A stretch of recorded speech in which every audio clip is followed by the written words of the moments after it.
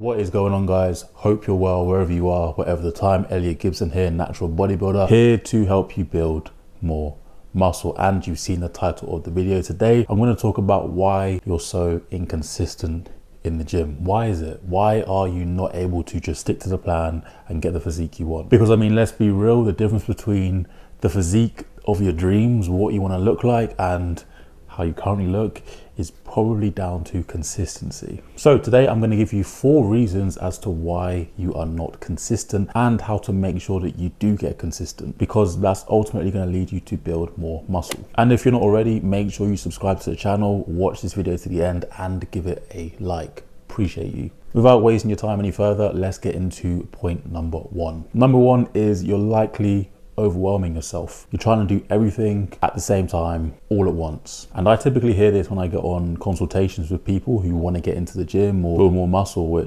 They're trying to go to the gym 6 days a week, 7 days a week, and they're only saying that because it sounds impressive to the coach. It sounds impressive to tell your mates, but it's not something that you're going to be able to uphold for a long period of time. Before you commit to any sort of plan, ask yourself the question, can I actually commit to this for at least 6 months, regardless of what life throws at me? If I have a heightened amount of stress, if something happens at work, my personal life, whatever happens, am I able to still continue doing this routine? If the answer is no, then you're not going to be able to obviously stay consistent at it, right? Whenever I bring on somebody as a client who doesn't have tons of experience in the gym, I'll always ask them, how many days can you commit to the gym? Let's say they tell me 4. I'm going to start that person at 3 days per week, because that's probably going to be more manageable for you. You probably wrote 4 because it sounds really good and that's where you ultimately want to be, but just drop that down one more level and then try to get consistent at that first. If you're somebody who struggles with consistency, make sure you start small and then just gradually build up from there. Number 2, you don't have a clear vision of what the hell it is you actually want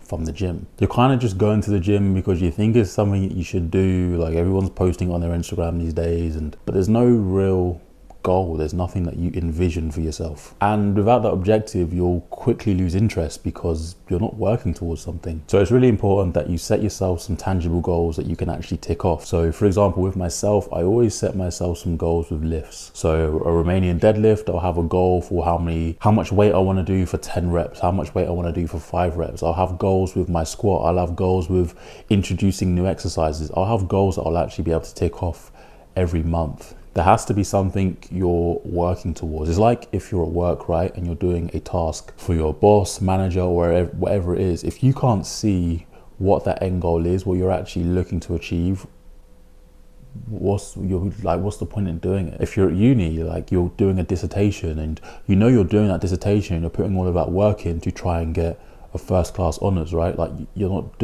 if there was not that reward or not that thing that you could tangibly have at the end, you just wouldn't have the inspiration to do it. Number 3 is you are extremely impatient. You've been led to believe that you're going to be able to get to your end goal in 90 days or whatever that coach on Instagram has told you, and I'm here to tell you that it's just not going to happen. Yes, of course you can make improvements to your physique, but for you to go from where you are now to the end goal, this trophy, this whatever it is, within a short period of time, it's just not going to happen. The time that it takes for you to actually enjoy the fruits of your labor from working out is much longer than you think. The other day on Instagram, I posted a video of me doing dips in 2018 and compared it to a video this year, 2024, and the difference is pretty drastic, right, in 6 years. But what people don't realize is from that 2018 video, I'd already been training 4 years before that. In total, I've been training consistently for like 10 years. It takes a very long time, and I think if you have this idea that everything's just going to change within a few months, it's going to set you up for disappointment. And the final reason that you can't stay consistent is your environment